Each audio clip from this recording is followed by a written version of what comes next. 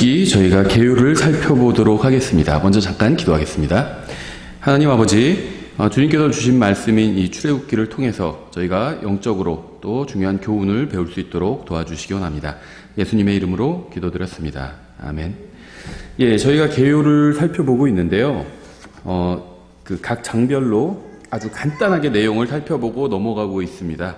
저희가 3장까지 살펴봤는데요. 1장에서는 이제 이스라엘 민족이 속박된 노예 상태로 있는 모습이 나왔고요. 2장에서는 이제 구원자인 예수 그리스도를 상징하는 모세가 등장을 합니다. 3장에서는 이제 모세가 하나님을 만나서 이제 사명을 부여받게 되죠. 3장에서는 하나님께서 이제 자신에 대해서 모세에게 다양한 이름으로 8가지 이름으로 3장 내에서만 8가지 이름으로 자신을 계시해 주셨습니다. 이제 4장부터 또 저희가 아주 간략하게 살펴보고 넘어가겠습니다. 이 4장에서 하나님께서는요, 모세의 손에 들린 막대기를 도구로 사용을 하시죠. 이후로 이 막대기는요, 이제 모세가 개인적으로 사용하지 않습니다. 예수님께서도요, 지상에 계실 때 기적을 행하셨는데 개인적인 이익을 위해서 기적을 행하신 적이 없습니다. 그렇죠. 그러니까 하나님께서 사역자에게 어떤 능력을 주셨다면 주로 주시는 것은 말씀을 선포할 수 있는 능력이죠. 그것을 자기가 개인적인 이익을 위해서 사용하면 안 되겠죠. 이 막대기가 뱀으로 변하게 되는데요. 모세가 꼬리를 잡게 되죠. 이것은 이제 믿음의 시험이었다고 볼 수가 있습니다. 5장에서는요, 파라오는 이스라엘 백성에게 큰 짐을 지우게 됩니다. 모세와 아론은 파라오에게 이스라엘 백성을 가게 하라고 하지만 파라오는 그 말을 무시하죠. 5장 1절 이렇게 되어 있어요. 그 뒤에 모세와 아론이 들어가 파라오에게 고하되 주 이스라엘의 하나님이 이같이 말하노라. 내 백성을 가게 하여 그들이 광야에서 나를 위해 명절을 지키게 하라 하니 파라오가 이르되 주가 누구이기에 내가 그의 음성에 순종하여 이스라엘을 가게 하겠느냐. 나는 주를 알지 못하며 이스라엘도 가게 하지 아니하리라 하매. 파라오는 이스라엘 백성을 가게 하지 않을 뿐 아니라 더욱 잔인하게 그들을 대합니다. 모세는 어려운 문제가 생길 때마다 히브리인들을 대표해서 하나님 앞으로 나아가죠. 그래서 우리도 모세의 본을 받아서 모든 문제를 가지고 주님 앞에 나아가야 됩니다. 문제를 해결하실 수 있는 유일한 분은 하나님이에요. 그것이 상황에 관한 것이든 인간관계에 관한 것이든 하나님은 문제를 해결할 수 있습니다. 우리가 다른 사람의 마음을 내가 내 마음대로 어떻게 바꿀 수가 없잖아요. 나의 마음은 바꿀 수 있는데 다른 사람의 마음을 바꿀 수는 없어요. 하나님은 모든 사람의 마음을 바꿔주실 수도 있죠. 그래서 우리가 인간관계든 상황에 관한 것이든 자기 처지에 관한 것이든 모든 문제를 가지고 하나님께 나아가야 됩니다.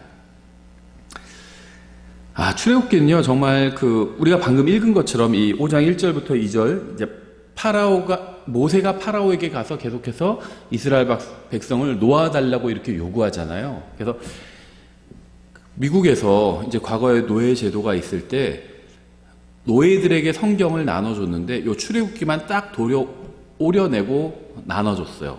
그래서 이걸 이제 부끄러운 성경이라고 이렇게 불러요. 출애굽기가 노예 해방에 관한 것으로 보일 수 있기 때문에 이제 이 부분만 싹 오려내고 출애굽기가 없는 성경, 그러니까 66권이 아니라 65권으로 이루어진 성경을 흑인 노예들에게 나눠준 거죠. 참 정말 사악한 짓인데 또 굉장히 치졸하죠. 정말 성경을 주긴 줘야겠는데 하나님의 말씀을 전해야 되니까 전하긴 전해야겠는데 출애굽기는 아무래도 마음에 걸렸던 거죠. 그러니까 출애굽기만 빼고 준 거예요. 6장에서 하나님께서는요, 모세의 기도에 응답해 주시죠.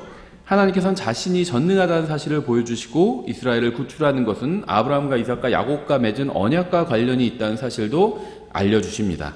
또 6장에서 하나님께서는 내가 하리라, 내가 무엇을 하리라, I will로 시작하는 7가지 약속을 하십니다. 내가 너를 데리고 나오리라, 내가 너를 인도하리라, 내가 너를 구출하리라, 내가 너를 내게로 데려오리라, 내가 너의 하나님이 되리라, 내가 너를 약속의 땅으로 인도하리라, 내가 내게 그것을 주리라. 이렇게 7가지 약속을 하고요. 이 7가지 약속은 여호수아기가 끝나기 전에 다 이루어집니다. 7장에서 이집트에 하나님께서 보내신 재앙이 이제 시작이 됩니다. 주님께서는 7장에서부터 12장까지 10가지 재앙을 이집트에 보내시죠. 재앙의 목적은요, 이집트의 종교 시스템을 파괴시키기 위함이었습니다. 그러니까 하나님께서 가나안 땅을 이스라엘 백성이 주셨는데, 이제 창세기 뒷부분에서 가나안 땅을 이스라엘이 받았는데 그 가나안에서 이집트로 이스라엘 백성이 피하게 되잖아요. 근데 이제 겉으로는 이것이 기근을 피해서 이제 민족이 존속하기 위해서 이제 당시에 그 곡식이 풍성했던 이집트로 이제 도피를 한 것인데요. 이제 그렇게 당연히 표면적으로는 그렇습니다. 그런데 내면적으로는 하나님께서 가나안을 심판하시기 위해서, 왜냐하면 가나안은요, 이스라엘 국가가 설 곳이고요. 나중에 천년왕국 때 이스라엘 국가는 전 세계의 수도가 되잖아요. 그리고 또 이스라엘의 수도인 예루살렘은 전 세계의 수도 중에 수도가 됩니다. 그래서 마귀가 그것을 알고요, 이 가나안을 선점한 거죠. 그래서 가나안에 이제 바벨론 종교를 세워놓은 겁니다. 그래서 하나님께서는 이 마귀를 심판하기 위해서, 이 가나안을 정화시키기 위해서 이스라엘을 잠시 피하게 하시고, 그 다음에 아주 극심한 기근으로 가나안을 심판하셨던 겁니다.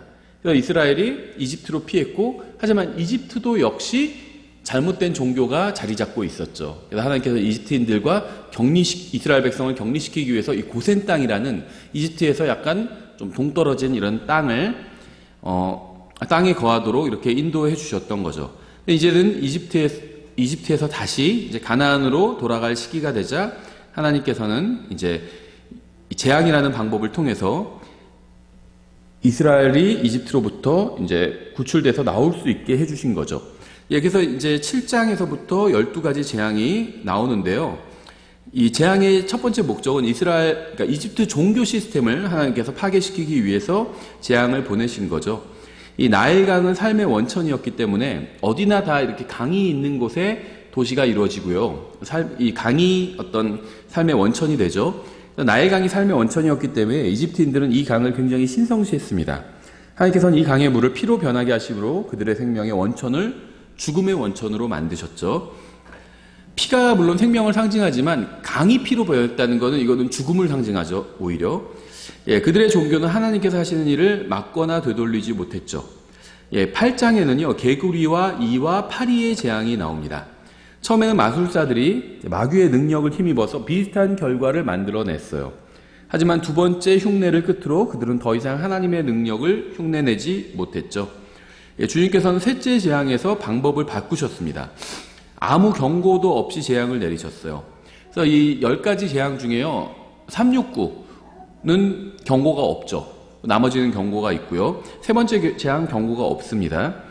하나님께서는 계속해서 파라오가 계속해서 주님의 말씀을 거부했죠. 창세기 뒷부분에 나오는 파라오는 하나님 아버지를 상징하고 요셉이 예수 그리스도를 상징한다면, 출애굽기에 나오는 파라오는 철저하게 마귀를 상징하고 사탄을 상징하는데, 특히 대환란 때의 사탄을 상징한다고 볼 수가 있겠죠.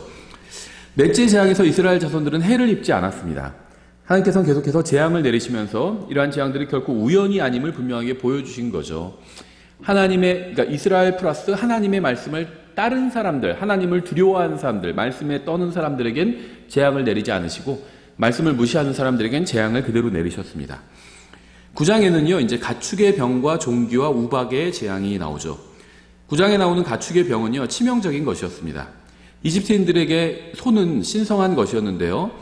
그래서 이스라엘 백성이 시내산에서, 그러니까 소는요, 여러 나라에서 지금도 인도 같은 데서는 소가 신성한 동물로 여겨지고 있죠. 그리고 출애굽 당시에, 그러니까는 모세가 이제 십계명을 받으러 갔을 때 이스라엘 백성이 만든 우상이 바로 송아지 형상이었죠. 그러니까 이 소를 섬기는 것은요, 이제 마귀 숭배와 관련이 있습니다. 그래서 이집트인들에게 이 소는 신성한 것이었고요.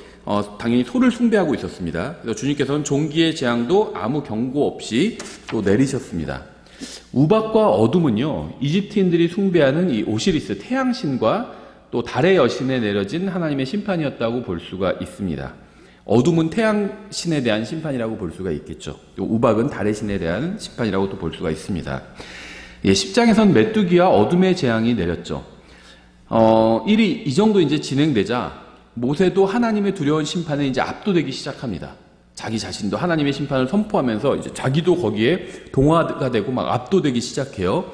자, 하나님께서는 이러한 재앙들을 통해서 주님의 말씀에 반역하는 자들이 어떤 심판을 받게 되는지 분명하게 보여주셨습니다. 그래서 1, 2, 4, 5, 7, 8 심판은 미리 경고가 있었고요. 3, 6, 9번째 심판은 경고가 없었죠. 파라오는 이미 완고해졌고요. 하나님께서 그를 설득하시기 위해서 이런 기적을, 표적을 보여주신 것이 아니라 하나님께서 자신의 능력을 보여주기 위해서 재앙을 내리셨죠. 이런 기적과 표적이 있는데, 기적은 초자연적인 일이고 표적은 약속된 기적이라고 볼 수 있죠. 이런 표적의 목적은요, 하나님께서 말 그대로 자신이 일하신다는 것을 알려주시는 겁니다. 그래서 표적이 영어로는 사인이잖아요. 사인을 보내시는 거예요. 이러한 일이 일어나면 이것은 그냥 우연히 생긴 일이 아니라 바로 내가 이것을 일으킨 것이다. 이렇게 하나님께서 알려주기 위해서 표적을 보여주시는 건데 파라오가 이것들을 다 무시했죠. 이집트인들은요, 이러한 재앙으로부터 자신을 지켜줄 신을 숭배하고 있었기 때문에 하나님께서는 이러한 재앙을 통해서 이집트의 신들과 그들을 숭배하는 인간들을 심판하신 거죠. 11장에서 이제 마지막 재앙이 임합니다. 파라오는 결국 하나님을 거부했고요. 하나님도 이제 파라오를 거부하셨습니다. 심판이 계속 9번째 심판까지는요, 파라오에게 기회가 있었어요. 물론 10번째 심판에서도 기회가 있었죠. 파라오가 살아남을 수 있는 기회가 있었습니다. 회개하고 하나님께 돌아오면 돼요. 9째 심판까지에서도 파라오에게 기회가 있었습니다. 회개하고 하나님께 돌아오면 됩니다. 파라오가 그럴 수밖에 없었던 것이 아니에요. 하나님께서는요, 자신의 백성을 보내라는 명령을 두 왕에게, 이방 왕에게 하셨죠. 한 사람은 거부하고 한 사람은 순종했습니다. 파라오는 거부하고요, 고레스는 순종했죠. 그래서 고레스는요, 하나님의 백성을 보내줬습니다. 파라오도 그렇게 할 수 있었다는 거예요. 하나님께서 파라오는 그렇게 하지 못하도록 막으시지 않았습니다. 그래서 하나님께서는요, 이방 왕이 자신의 명령에 순종하든 거부하든 자신의 능력을 보여주기 위해서 이렇게 큰 기적을 일으키신 거죠. 파라오도 순종할 수 있었어요. 그리고 하나님께 영광을 돌릴 수 있었습니다. 그런데 파라오는 끝까지 거부했죠. 예, 그래서 하나님께서는요, 재앙을 내리심으로 파라오가 마음을 돌이켜 회개할 기회를 충분히 주셨습니다. 이제는 회개의 기회가 모두 다 사라져버리게 됐죠. 하나님께서는 친히 복수의 천사로 이집트 전역을 돌아다니셨습니다. 하나님께서는 마지막 심판을 집행하시면서 이것을 피할 수 있는 방법을 모세에게 알려주셨죠. 끝까지 하나님께서는 기회를 주신 거예요, 사람들에게. 12장은요, 출애굽기의 어떻게 보면 핵심 장이라고 볼 수가 있습니다. 그리고 성경 전체에서 봐도요, 거의 10손가락에 꼽을 수 있는 그런 장인 것 같아요. 그러니까 출애굽기 12장보다 더 어떤 위대하다, 이렇게 얘기할 수 있는 장은 창세기 1장, 이 정도, 아니면 계시록, 어떤 장들, 이 정도를 들 수 있겠죠. 하나님께서는 자신의 백성을 구원하시되 그들의 행위가 아닌 어린 양의 피로 구원하셨습니다. 하나님께서 사람을 구원하실 때 어떻게 구원하시는지 그 방법을 모형으로 아주 잘 보여주고 있죠. 3절에서는요, 어떤 어린 양이 나와요. 램이죠. 어떤 어린 양. 4절에서는요, 그 어린 양이 나옵니다. 더 램이에요. 5절에서는요, 너희의 어린 양이 나와요. Your lamb. 이게 무엇을 보여주고 있냐면요, 구체화됩니다. 그러니까 하나님께서는요, 구약 성경에서는 하나님께서 어떻게 사람들을 구원하시고 또 하나님이 어떤 분인지, 구원자가 어떤 분인지를 보여주시는데 약간 그림자처럼 모형과 비유와 상징을 통해서 보여주십니다. 램인 거예요. 근데 신약 성경에선 이제 구체적으로 보여주십니다. 그분이 바로 예수님이고 그 구원하시는 방법은 십자가 위에서 대신 죄값을 갚아주시는 거고 대신 벌을 받아주시는 거고, 이런 식으로 아주 구체적인 구원의 방법이 나오죠. 더 램인 겁니다. 램 하면 이건 불특정한 어떤 양, 더 램은 바로 그 양이죠. 그래서 요한복음에서 침례인 요한이 예수님을 보고 바로 하나님의 그 양이다, 하나님의 바로 그 어린 양이다, 이렇게 신원을 완전히 밝혀주고 있는 거죠. 그리고 구원이 언제 이루어지죠? 램, 어떤 어린 양이 바로 그 어린 양이었구나. 나의 죄값을 갚아주는 바로 그 어린 양이었구나. 더 램으로 받아들이고 이제는 완전히 자기의 램으로 Your lamb, 나의 구원자로 예수님께서 십자가 위에서 죽으신 게 세상 죄값을 갚아주시기 위함이었는데 그뿐만 아니라 바로 나의 죄값을 갚아주시기 위해서 십자가 위에서 죽으신 거구나. 이렇게 받아들여야 구원받을 수 있죠. 그래서 구원받기 위해서는요, 더 램이 돼야 되고 더 램이 바로 Your lam으로 받아들여야 됩니다. 더 구체적으로 받아들여야 되는 거죠. 하나님의 어린 양은요, 우리의 죄값을 지불할 수 있는 바로 그 어린 양입니다. 이 어린 양이 여러분의 어린 양이 되는 게 중요합니다. 다른 사람의 어린 양이 되는 건 의미가 없어요. 나의 어린 양이 되어야 돼요. 위로는 왕으로부터 아래로는 감옥의 죄수에 이르기까지 모든 첫 태생이 죽임을 당했습니다. 이스라엘이 이 재앙으로부터 구원받는 방법은 유월절 안에 있죠. 이스라엘 백성에게 있어서 유월절은요, 이전의 노예 생활을 끝내고 자유로운 생활이 새로운 생활의 시작이었죠. 그들은 반드시 어린 양을 취해야만 했습니다. 잡아야만 했습니다. 그들은 완벽하고 점도 없고 흠도 없고 순결한 그런 어린 양을 잡아서 그 피를 자신들에게 적용해야 구원받을 수 있었죠. 어린 양의 피를 문의 양쪽 기둥과 상단 기둥에 뿌려야 했죠. 어린 양의 피를 밟아서는 안 되었기 때문에 문지방에는 뿌리지 않았습니다. 피를 밟는다는 건 짓밟는다는 거고 무시한다는 거잖아요. 그래서 문이 사각형으로 되어 있으면 문 양옆 기둥과 우슬초로에 어린 양의 피를 찍어서 쳤죠. 그래서 양쪽 기둥에 바르고 문 위에는 바랐지만 아래는 바르지 않았다는 겁니다. 밟으면 안 되기 때문에. 이스라엘 민족은요, 어린 양을 죽였습니다. 출애굽기 12장에서.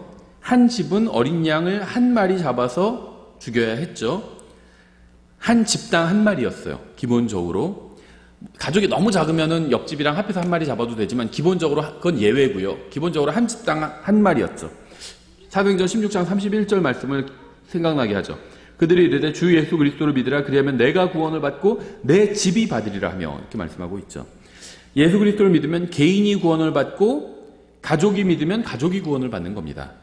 어린 양을 이웃과 또 나눠야 되죠. 어린 양은 흠이 없어야 됩니다. 어린 양은 14일에 먹어야 합니다. 이날은 예수님께서 십자가에 달리신 날이죠. 유월절에 달리셨죠. 이스라엘의 모든 회중이 어린 양을 죽여야 합니다. 이것은 빌라도의 법정에서 예수님을 대적하는 유대인 종교 지도자들과 군중의 모습을 보여주죠.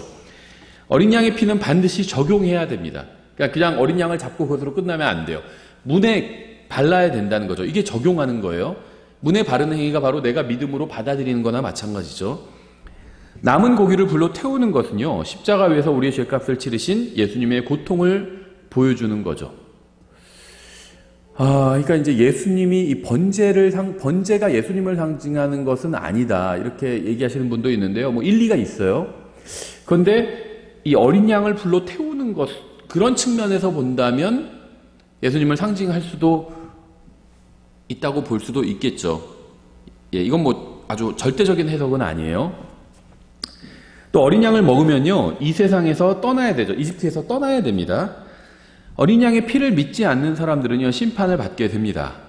구원은 침례나 교회 회원이 되는 것이 아니라 또 뭐 선행이나 돈이나 혈통이 아닌 어린 양의 피로만 이루어지죠.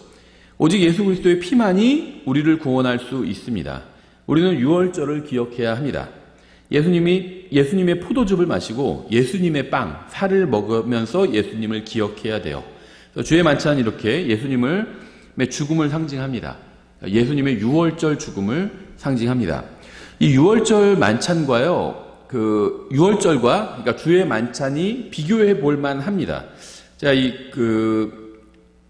출애굽기 이제 강해서에도 이 내용을 실어 놓겠습니다. 표로 만든 것을 구약 성경 개요에도 똑같이 들어갑니다. 주님의 유월절이 있고요, 주님의 만찬이 있죠. 출애굽기 12장에 유월절이 나오고 고린도전서 11장에 주님의 만찬이 나오죠. 유월절은 기념을 하기 위해서 행하는 거고요. 주의 만찬도 주님을 기억하기 위해서 행하는 겁니다. 유월절은 주님을 위한 명절로 지키라고 말씀하고 있고요. 또 주님의 만찬은 순수함과 진실함으로 명절을 지켜라 이렇게 말씀하고 있어요. 유월절은 규례로 지키는 거고요. 주의 만찬도 또 규례로 지키는 것이다 이렇게 말씀하고 있습니다. 고린도전서 11장에 나와요, 이 내용이 다. 그리고 유월절은 이제 너희는 이 날을 지키라고 말씀하셨어요. 이 날을 지켜라 이렇게 말씀하셨죠. 유월절 자체를 지켜라 이렇게 말씀하셨죠. 하지만 신약 성도가 유월절을 지킬 필요는 없습니다. 왜냐하면 예수님이 우리의 유월절이에요. 예수님이 십자가에 달려 돌아가시면서 유월절이 완전히 성취되었습니다. 더 이상 유월절을 지키는 것을 할 필요가 없어요. 유월절을 지킨다 하는 사람들은 다 이단들이에요. 신약 교회가 지킬 필요는 없죠. 이스라엘이 이걸 지키는 겁니다. 주의 만찬은요, 이것을 행하라고 말씀하셨어요. 어떤 날에 이것을 하라고 말씀하지 않고 그냥 주의 만찬, 이것을 행하라고 말씀하셨습니다. 어떤 교회는 일주일마다 하고요. 우리는 원래 한 달에 한 번씩 했었죠. 어떤 교회는 뭐 큰 교회 중에서는 3개월에 한 번, 6개월에 한 번 하는 교회도 있습니다. 1년에 한 번 뭐 이렇게 하는 교회도 있는데 그건 좀 너무 먼 것 같아요. 한 달에 한 번 정도가 저는 개인적으로 적당하다고 생각하는데요. 성경에 어떤 기간이 정해진 건 없습니다. 그냥 주의 만찬 이걸 행하라고 말씀하고 있고요. 또 유월절은요, 온 회중이 그것을 지키라고 말씀하고 있고요. 주의 만찬은 한 빵에 성도들이 다 참여하는 행위를 보여주고 있는 거죠. 유월절은요, 외국인과 품꾼과 타국인은 그것을 먹지 못한다고 말씀하고 있습니다. 주의 만찬도요, 오직 믿는 자들만 참여할 수 있죠. 믿지 않는 사람은 이 주의 만찬에 참여하면 안 돼요. 그러면 그거는 하나님의 질서를 어지럽히는 것이고 하나님의 명령을 어기는 것이고 죄를 짓는 겁니다. 믿는 사람만 참여할 수 있죠. 유월절은요, 더럽혀진 자도 참여해야 합니다. 근데 주의 만찬은요, 구원을 받았지만 만약에 죄를 지었다, 도덕적으로 타락했다, 그러면 참여할 수가 없습니다. 자기를 돌아봐야 돼요. 그렇죠? 예, 이게 출애굽기 12장의 내용과 그 다음에는 고린도전서 11장의 내용을 비교한 겁니다. 주로. 예, 출애굽기의 둘째 부분은 이제 13장부터 시작이 됩니다. 주님께서는 여기서부터 구원받은 사람의 성별에 관해서 말씀을 하십니다.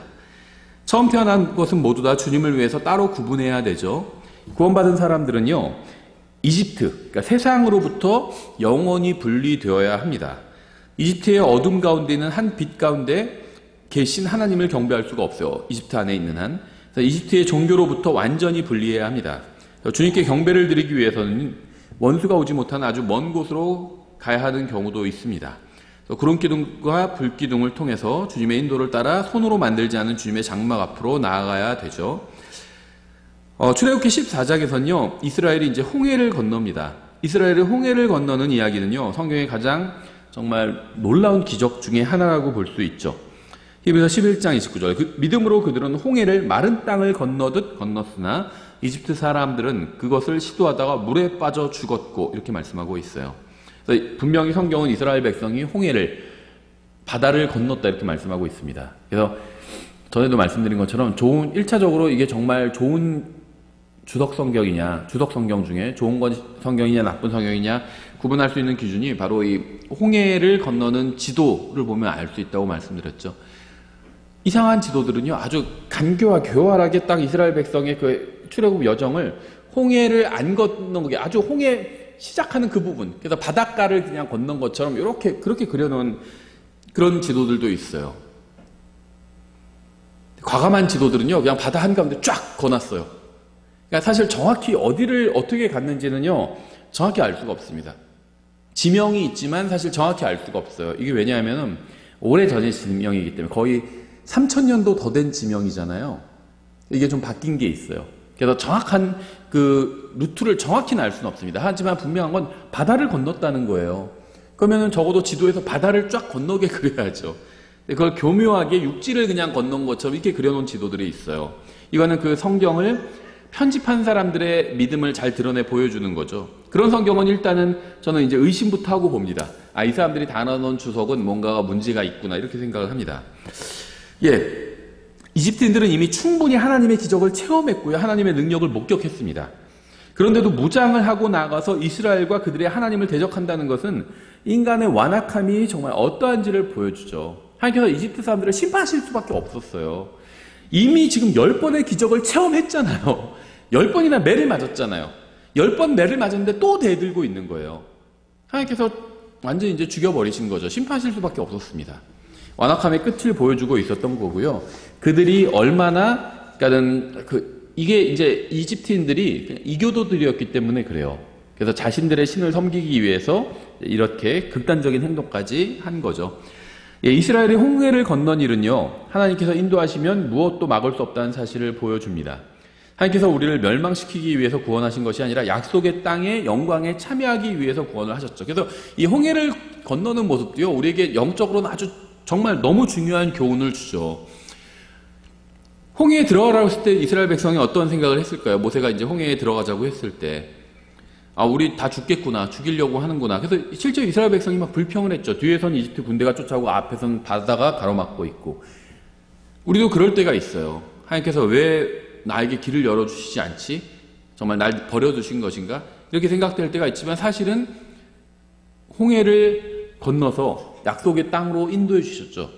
그러니까 하나님께서 우리 앞에 어떤 큰 장애물을 허락해 주실 때 사실은 더 큰 은혜를 내려주시기 위해서 그렇게 하시는 경우들이 있다는 겁니다. 예, 하나님께서는요, 14장에서 자신의 종 모세를 부르셨죠. 또 모세는 여러 곳에서 하나님의 종으로 불립니다. 민수기, 신명기, 여호수아기 여러 곳에서 그렇게 하나님의 종으로 불려요. 이 하나님의 종으로 불리는 것은요, 정말 굉장히 영광스러운 일입니다. 우리가 하나님을 믿는다면 하나님을 섬기는 것이 굉장히 영광스러운 일이라는 걸 알 수가 있어요. 섬기는 사람이 미니스터잖아요. 보통 미니스터를 목회자들에게 미니스터라고 부르기도 하고, 또 세상에서는 장관들을 미니스터라고 부르죠. 총리는 프라임 미니스터죠. 예, 그래서 하나님을 섬기는 일은 영광스러운 일이에요. 예, 15장에서는요, 모세가 노래를 부릅니다. 이 계시록 15장 3절에서는 모세의 노래를 어린 양의 노래와 연관짓고 있죠. 모세의 노래는요, 오직 구원받은 사람들만이 진심으로 부를 수가 있어요. 이 구원과 노래는 함께 갑니다. 모세는 출애굽기 15장에서 홍해를 건너 노래를 하고 신명기 32장에서 광야 여정을 마치고 또 노래를 합니다. 이렇게 노래가 두 번 나오죠. 광야는 기적의 장소예요. 이 마라는 쓴물로 인해서 이스라엘이 처음으로 불평한 곳입니다. 하나님께서는 쓴물을 던질 나무를 모세에게 보여주셨죠. 나무를 물에 던지자 물이 달게 변해서 마실 수 있게 되었습니다. 우리의 쓴 인생도요, 우리를 위해서 나무에 달려 돌아가신 구원자에 의해서만이 달게 변할 수 있다는 거예요. 사람은 고생하려고 태어났잖아요. 그러니까 정말 첩첩산중이에요. 계속 고생이 죽을 때까지 끊이지 않을 겁니다.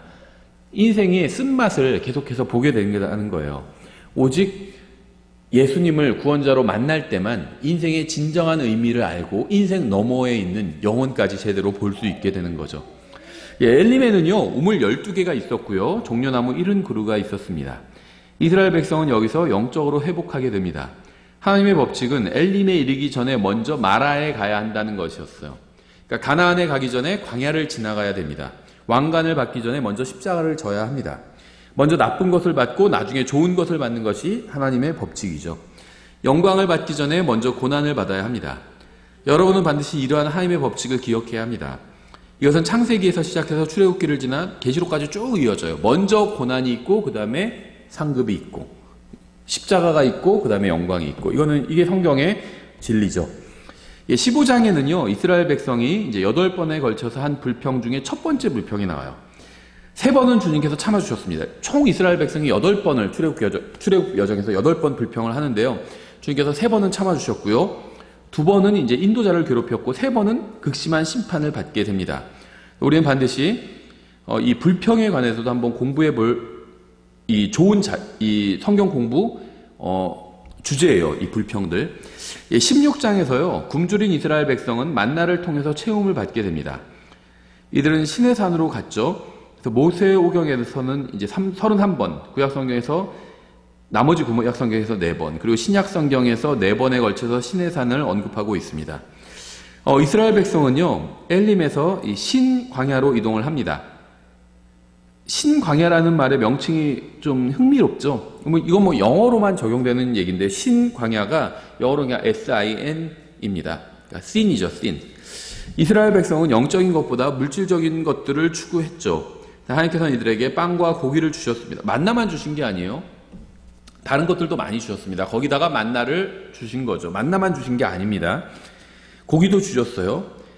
예, 그래서 사람들은 자신의 생명과 매일의 양식이 하나님께 달려있다는 것을 배워야 됐습니다. 광야를 통해서 하나님께서는 여러 가지 교훈을 가르쳐 주셨는데, 그 중에 하나가 바로 매일의 양식을 하나님께로부터 구해야 된다, 이런 진리를 가르쳐 주신 거죠.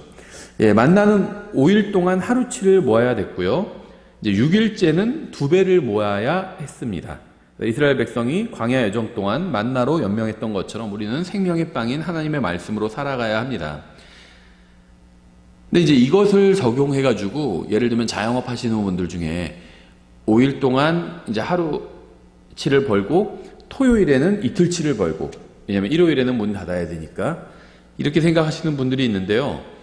그렇게 생각하는 건 자유지만 그대로 이루어지지는 않죠. 왜냐하면 하나님께서는 그런 약속을 주신 적이 없습니다. 일요일에 문을 닫으면 손해가 나는 거죠. 근데 그게 희생이에요. 그게 희생. 내가 주님을 섬기기 위해서 내가 좀 수입이 줄어드는 것도 좋다. 나를 희생하겠다. 이게 희생입니다. 많은 사람들이 광야에서 먹는 음식에 관해서 오해하고 있는데요. 이스라엘 백성은 광야에서 만나만 먹었던 것이 아닙니다. 희생물로 드린 고기도 먹었어요. 또 우유와 다른 음식들도 먹었습니다. 출애굽기에 다 나와요. 우유도 마셨고요. 다른 음식들도 먹었습니다. 그러니까 지금 기준으로 생각하면 안 돼요. 지금 대한민국 그래도 세계 200개 나라 중에 한 10번째 정도로 잘 살잖아요. 지금 우리나라 기준으로 우리가 먹는 것과 이스라엘 백성이 먹었던 걸 비교해보면 안 됩니다. 3000년 전에 먹던 것을 다른 사람들이 먹던 것과 비교해 봐야 돼요. 그러니까 이스라엘 백성은요, 광야에서 아주 잘 먹었어요. 그 당시 기준으로 보면 절대 못 먹은 게 아니라는 겁니다. 이들은 하늘에서 내려오는 빵만 먹진 않았습니다. 이들은 음식이 부족해서가 아니라 탐욕적이어서 주님께 불평을 한 겁니다. 굶어 죽을 위기에 있어서 막 불평한 게 아니라는 거예요. 근데 우리도 사실 비슷해요. 우리도 주님께 불평할 때가 있죠. 근데 굶어 죽기 직전에 막 쌀이 하나도 없고 막 돈도 하나도 없고 막 직장도 구해지지 않고 막 그럴 때만 불평하는 게 아니죠. 먹을 거 다 있어요. 집도 있고요. 뭐 내 집은 아닐지언정 전세인지 월세인지 뭐 하여튼 지분이 있습니다. 지금 누워서 잘 곳이 있고요. 먹을 것도 있어요. 그럴 때도 불평한다는 거죠. 이들은 하늘에서 내려온 빵을 먹었고요. 바위에서 나는 물을 마셨습니다. 광천수인가요? 무슨? 하여튼 바위에서 나는 물을 마셨어요. 하나님께서는 약속하신 대로 이들을 먹여주셨습니다. 리비딤에서 이스라엘 백성은 물이 없어서 불평을 하죠. 17장입니다. 모세가 막대기로 바위를 치자 물이 나와서 백성이 마셨습니다. 생명의 빵을 주신 분은 생명의 물도 주십니다. 하지만 생명의 물을 얻기 위해서는 반드시 반석을 막대기로 쳐야만 합니다. 계시록에서 값없이 생명수를 취하라고 말씀하고 있잖아요. 거기서 말하는 생명수가 예수님이죠. 근데 반석도 예수님이에요. 고린도전서 10장 4절에 나와 있죠. 반석이 예수님입니다. 근데 이 반석을 막대기로 친 거죠. 반석에서 물이 나오고 사사기에 의하면 불이 또 나왔고요. 꿀도 나왔고요. 기름도 나왔습니다. 그렇죠. 꿀과 기름 이런 것들은 우리의 삶을 좀 더 윤택하게 해주는 것들이죠. 예수님께로부터 받을 수 있다는 거예요. 물은 이제 사람을 살아있게 하는 거죠. 생존을 위해서 가장 필요한 게 물이잖아요. 음식은 일주일 동안 안 먹어도 살 수 있어도 물은 일주일 동안 안 먹으면 죽죠. 예수님을 상징한다는 거죠. 불도 나왔어요. 반석에서. 이것도 예수님을 상징한다고 봐야 되겠죠. 예수님은 성령으로 침례를 주시고 또 불로 침례를 주시는 분이죠. 그래서 생명도 주시고 심판하기도 하시는 분입니다. 벌도 주시는 분이죠. 베드로는 이 반석이 될 수가 없습니다. 물, 불, 다음에 꿀, 기름 다 예수님을 상징하는 거지 베드로는 상징할 수가 없어요. 될 수가 없죠. 예수 그리스도는 베드로가 태어나기 1500년 전부터 반석이셨습니다. 성경 예수님이 반석이라고 분명히 말씀하고 있죠. 17장에서 이스라엘은요, 아말렉과 전쟁을 시작합니다. 이 전쟁에서 승리하기 위해서는 중보자인 모세가 손을 들고 기도해야만 했습니다. 손을 내리면 아말렉이 승리를 하죠. 그러니까 이스라엘이 온전히 승리하도록 아론과 훌은 해가 지도록 모세의 손을 들어 올려줍니다. 그러니까 진정한 승리는 이 기도를 통해서 이루어진다는 거고요. 또 다른 사람을 도울 수 있다는 거죠. 이 아론과 훌이 모세의 기도를 도와줬죠. 우리를 위해서 누군가 기도해 주심으로 인해서 우리가 주님께 감사드릴 수 있죠. 높은 곳에서 우리를 보시며 기도해 주시는 분이 계십니다. 바로 모세와 같은 대언자이신 예수님이죠. 17장에서는 이 기록에 관한 첫 번째 언급이 나옵니다. 성경이 말씀하시는 첫 번째 기록은 하나님의 말씀을 책으로 기록하는 것이었죠. 이 많은 학자들이요, 이 18장을 두고 논쟁을 하는데요. 이드로, 모세의 장인이죠. 이드로는 통치자였고요, 제사장이었습니다. 또 하나님을 믿는 사람이었던 것으로 보여요. 이 모세 시대에요, 하나님을 믿는 사람이 모세와 이스라엘 백성만 있었던 게 아닙니다. 이 욥 같은 경우도요, 모세보다 연대가 빠르죠. 욥은 추측이에요. 아마 이사갈의 자녀였을 것이다, 이렇게 해석하는 경우들이 있습니다. 왜냐하면 성경에 보면 이사갈의 계보를 보면 그 아들들 중에 욥이라는 인물이 나오거든요. 그래서 욥기에 욥과 같은 인물일 것이다. 이런 식으로 봐요. 그렇게 본다면 아브람보다는 살짝 후대고 이 모세보다는 많이 몇백 년 전의 사람이죠. 욥도 하나님을 믿던 사람이었어요. 그러니까 욥이 이사갈의 자식이든지 아니면 아예 정말 상관없는 사람이든지 상관없이. 근데 욥이 아예 이스라엘 백성과 상관없는 사람은 아닌 것 같아요. 왜냐면은 물론 욥기를 기록한 것은 욥은 아니지만 아마도 그 엘리후일 가능성이 크죠. 근데 하나님의 말씀이 로마서 3장에서는 유대인들에게 맡겨졌었다고 말씀하고 있거든요. 그래서 아마도 욥도 아브라함의 자손이었을 것이다. 이렇게 보는 게 어느 정도 합리적으로 보인다는 거죠. 그럼 누가 남았죠? 이제 누가가 남았죠. 누가는 전통적으로 이방인 의사라고 나오죠. 그러니까 사람들이 그렇게 생각하는데 성경에 나오지 않아요. 그렇게. 그렇죠. 누가도 유대인일 확률이 있는 거죠. 누가가 이방인이라고 안 나오죠, 성경에. 제 기억에는 안 나와요. 이방인이라고 나오나요? 예, 어쨌든 하나님의 말씀이 이제 유대인들에게 맡겨졌었죠. 예, 근데 이드로도요, 그러니까 이 당시에, 출애굽 당시에 하나님을 믿는 사람이 이스라엘 백성만 있었던 것은 아니었다는 겁니다. 이드로도 하나님을 믿는 사람이었던 것으로 보이고요. 이드로가, 이 모세가 백성을 인도하는 문제에 대해서 이드로가 모세에게 조언을 해주는 이런 장면이 나와요. 이드로도 하나님을 아는 사람이었다는 것이라고, 알고 있었다고 우리가 충분히 생각할 수 있고요. 모세가 이드로에게 같이 가자고 도와달라고 이렇게 요청하는 장면도 나오잖아요. 모세가 어떤 이방인 제사장에게 그런 걸 요청한 것이 아닙니다. 모세가 판단할 때 이드로도 하나님과 교제를 나누는 사람이었다는 걸 알고 있었기 때문에, 그런 판단이 들었기 때문에 이드로를 초청했다고 보는 게 자연스럽죠. 어떤 이교도 제사장 중에 아주 유명한 사람이 있다고 그 사람을 우리 교회 목사로 스카우트할 수 없잖아요. 이건 어리석은 일이겠죠. 모세가 예를 들면 아주 무슨 법문 스님이 유명하다, 아주 말씀도 잘하신다, 그래서 우리 교회에 초청하겠다, 이럴 수는 없다는 거죠. 모세가 어떤 이교도를 초빙하려고 했던 게 아닙니다. 그렇게 본다면 이드로는 하나님을 아는 사람이었다고, 하나님과 교제가 있었던 사람이었다고 볼 수 있겠죠. 18장 23절. 그대가 만일 이 일을 행하고 하나님께서도 그대에게 그리하라고 명령하시면 그대가 이를 감당하고 이 온 백성도 자기 처소로 평안히 가리라 하니라. 대언자가 조언하는 것처럼 그렇게 조언했죠. 예, 그런데 이제 28장 23절에 이 이드로의 조언이요, 연대기적으로는 민수기 10장 10절과 11절 사이라고 볼 수 있습니다. 왜냐면요, 아직은 시내산에 이르지 않았기 때문이에요.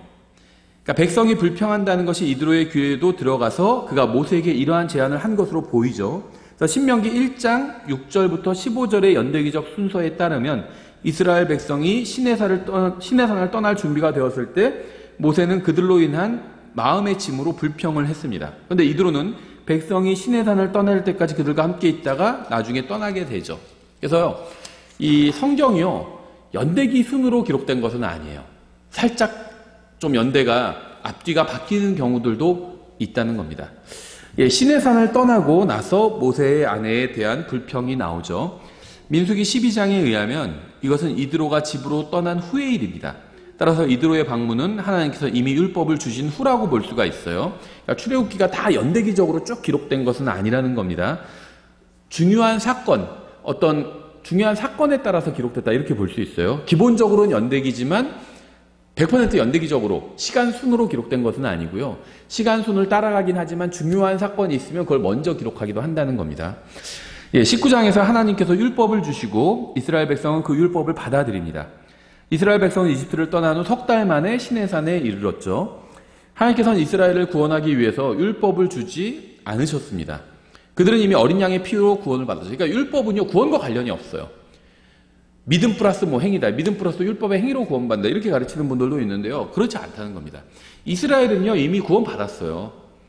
어디서? 6월절에 구원받았죠. 그렇게 봐야지 맞죠. 영적으로도 맞죠. 6월절이 우리의 예수님의 십자가를 상징하는 거잖아요. 십자가로 우리가 구원받는 것처럼 이스라엘은요, 6월절 때 이스라엘이 민족적인 구원을 받았죠. 율법은 구원과 관련이 없어요. 이건 그리스도인에게 있어서도 율법이 구원과 관련이 없고요. 이스라엘 백성에게 있어도 율법이 구원과 관련은 없습니다. 율법은 그냥 법이에요. 율법, 이걸 거꾸로 하면 법률이잖아요. 법률이에요. 율법이라고 하니까 자꾸 종교적인 걸 생각하는데 국가의 법률입니다. 율법은. 그래서 어떻게 하면 법률이란 게 뭐죠? 법을 잘 지키면 어떻게 되죠? 평안하고 안전하게 거할 수 있게 되잖아요. 국민이 다 법을 잘 지켜요. 그럼 사기도 안 당하게 되고요. 집에 문 잠그지 않아도 돼요. 물건 어디에 놓고 와도 그거 잃어버리지 않아요. 법을 잘 지키면요, 살기 좋은 국가가 됩니다. 율법도 마찬가지예요. 율법을 잘 지키면은 이스라엘 백성이 살기 좋은, 아주 편안하게 살 수 있게 된다는 겁니다. 어느 나라나 다 그래요. 법을 잘 지키면 편안하게 살게 됩니다. 법을 어기니까는 문제가 생기는 거죠. 예, 하나님께서는 이스라엘을 구원하기 위해서 율법을 주지 않으셨습니다. 그들은 이미 어린 양의 피로 구원받았고요. 그들은 율법을 통해서 하나님을 위해 살고 민족들 가운데 보석이 되는 법을 배울 수 있었던 겁니다. 와, 정말 저 민족은 질서가 있고 참 아름답구나. 이런 거를 배울 수 있다는 거죠. 율법을 통해서. 하나님께서는 율법을 이스라엘 외에 다른 민족에게 주신 적이 없습니다. 이스라엘은 율법을 지키기로 강제로 약속하지 않았어요. 그들은 자원해서 율법을 받아들였죠. 모세는요, 시내산을 7번 오르내리게 됩니다. 여기서 뭐 이걸 찾진 않고요. 이거는 이제 그 강의 책으로 낼 때 도표로 정리해서 내도록 하겠습니다. 20장에서 하나님의 율법의 기초를 이루는 10계명이 주어지죠. 그러니까 우리 헌법으로 치면 대한민국 헌법 전문이 있어요. 그 전문에 해당하는 거라고 볼 수가 있겠죠. 이 10계명이. 10계명은 두 부분으로 이루어져 있는데요. 앞부분의 4계명은 하나님과 인간의 관계를 다루고요. 뒷부분의 6계명은 인간과 인간의 관계를 다룹니다.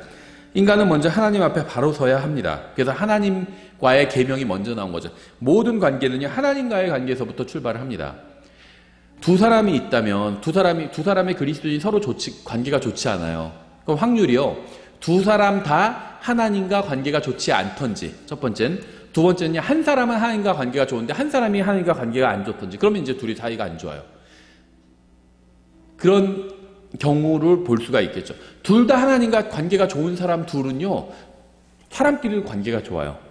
하나님과 관계가 해결되면요, 사람과의 관계도 해결됩니다. 하나님과 관계가 좋은 두 사람은요, 서로도 관계가 좋다는 겁니다. 서로 관계가 안 좋다면 둘 중에 누군가는 하나님과 관계가 안 좋은 것인지, 아니면 둘 다 하나님과 관계가 안 좋은 것인지, 그 둘 중 하나라는 거죠. 예, 그래서 모든 관계의 기초는 하나님과의 관계입니다.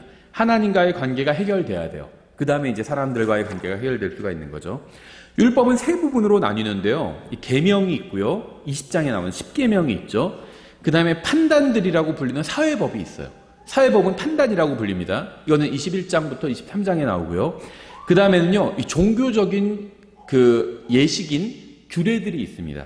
이건 23장부터 24장에 나와요. 그러니까 율법은 이 계명, 아주 기초를 이루는 계명이 있고, 그 다음에 이제 이 국가의 법이기 때문에 사회법이 있어요.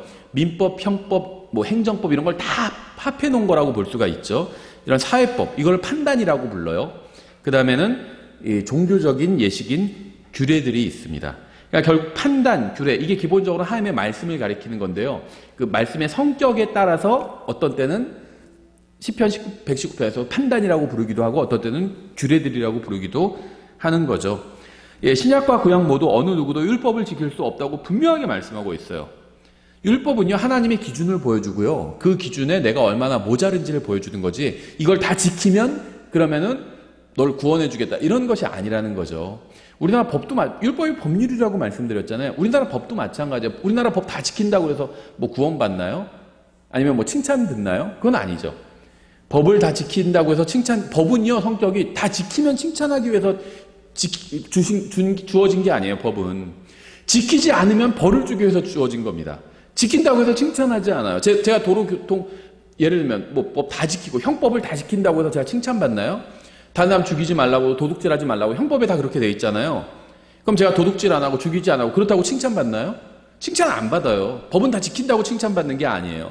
하지만 하나라도 어기면 그땐 저를 처벌합니다. 제가 도둑질하지 말라고 했는데 도둑질해요. 죽이지 말라고 했는데 죽여요. 그럼 저는 처벌받는 거죠.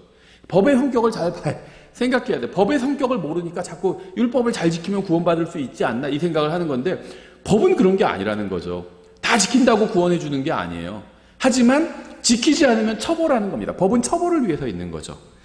예, 그래서 율법은요, 그 자체로는 의롭고 거룩합니다. 그렇죠. 법은 훌륭해요. 법 나쁘지 않습니다. 대부분의 국가들의 법은 좋아요, 다. 훌륭합니다. 나쁜 짓 하면 처벌하죠. 훌륭한 법이에요, 그게. 그래서 의롭고 거룩해요, 율법은. 다만, 사람을 구원하는 능력은 없다는 겁니다. 율법 자체는 의롭고 거룩한데, 거기엔 사람을 구원하는 능력이 없다는 거예요.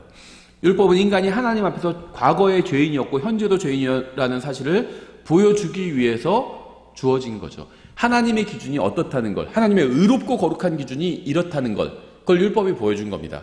사람은 그 율법을 지키지 못했어요. 하나님 앞에서 사람은 죄인이란 걸 보여주기 위해서 율법을 주신 겁니다. 그러니까 율법의 1차적인 목적은 평안을 주기 위해서, 율법을 잘 지키면 사회가 평안합니다.